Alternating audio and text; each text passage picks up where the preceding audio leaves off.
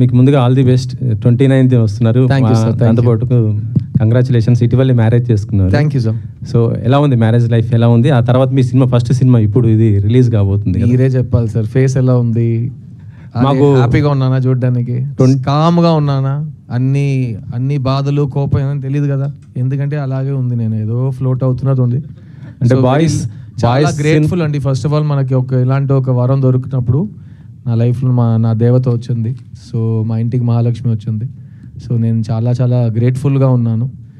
ఈ 2024లో ఒక మంచి విషయం జరిగితే ఫస్ట్ నా రియాక్షన్ సర్ప్రైజ్, ఏంటి మంచి జరిగిందా అనేది. సెకండ్ రిలీఫ్, అమ్మయ్యా దేవుడు దయతో మంచి జరిగిందని. అలాంటి ఒక టైంలో మనం బతుకుతున్నాం కాబట్టి నాకైతే it's the happiest moment of my life.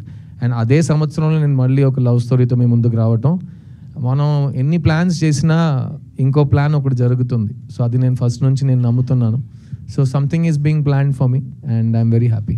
అంటే మీరు లాస్ట్ సినిమా మీరు ప్రొడ్యూస్ చేశారు, చిన్న సినిమా, ఒక బ్లాక్ బస్టర్, ఒక మంచి మెసేజ్ ఇచ్చిన సినిమా. ఆ తర్వాత మరొకటి భారతీ 2 కూడా, అది కూడా ఒక మెసేజ్ ఇచ్చిన సినిమానే. కానీ ఇప్పుడు మళ్ళీ మిస్ యూ అంటూ లవ్. అయితే యాక్చువల్లీ చెప్పాలంటే గతంలో మీరు లవ్ ఫెయిలియర్ అని ఒక సినిమా చేశారు. అదే నా లాస్ట్ లవ్ స్టోరీ, నా ఫస్ట్ సినిమా ప్రొడక్షన్ అదే. ఆ లవ్ ఫెయిలియర్కి ఈ మిస్ యూకి డిఫరెన్స్ ఏముంది? చాలా డిఫరెన్స్ ఉందండి. అప్పుడు ఉన్న సిద్ధార్థ్ వేరు, ఇప్పుడున్న సిద్ధార్థ్ వేరు. అప్పుడు ఉన్న ఆ కథలో ఉన్న నేను ఎందుకు ఆ సినిమా చేశాను అనేది ఒక కాలేజ్ రొమాన్స్, చాలా కొత్తగా అనిపించింది. అప్పుడు కూడా లవ్ స్టోరీస్ చేస్తున్నప్పుడు అలాంటి ఒక లవ్ స్టోరీ చేయట్లేదు, ఒక కొత్త లవ్ స్టోరీ ట్రై చేద్దామని ఆ టైము.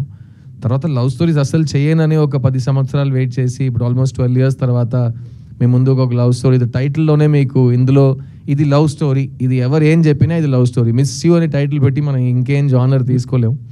సో ఇది చాలా important love story. Love story, ఆ లవ్ ఫెయిలియర్ అనే సినిమా ఎందుకు ఇంపార్టెంట్ అంటే నేను ఫస్ట్ సినిమా ప్రొడ్యూసర్గా మారా. సో మంచి డబ్బులు వచ్చినాయి, తర్వాత ఇంకా 4 సినిమాలు తీసా. Producer life is going well.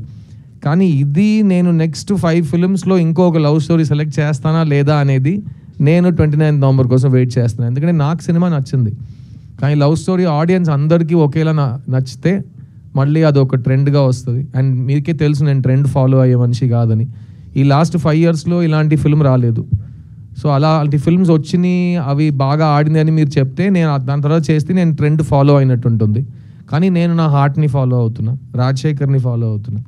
And ఈ సినిమాలో పనిచేసిన ప్రతి టెక్నీషియన్, ఆర్టిస్ట్ని ఫాలో అవుతున్నా. ఎందుకంటే వాళ్ళందరూ ఈ సినిమాలో పనిచేస్తున్నప్పుడు కానీ, ఈ సినిమా మేము డబుల్ పాజిటివ్ కానీ ఫైనల్ కాపీ చూస్తున్నప్పుడు అందరు బిలీఫ్ ఈ సినిమాలో కనిపిస్తుంది. అండ్ అందరికీ మళ్ళీ లవ్ స్టోరీస్ థియేటర్లో చూడాలండి అనే ఒక మాట నేను విన్నాను.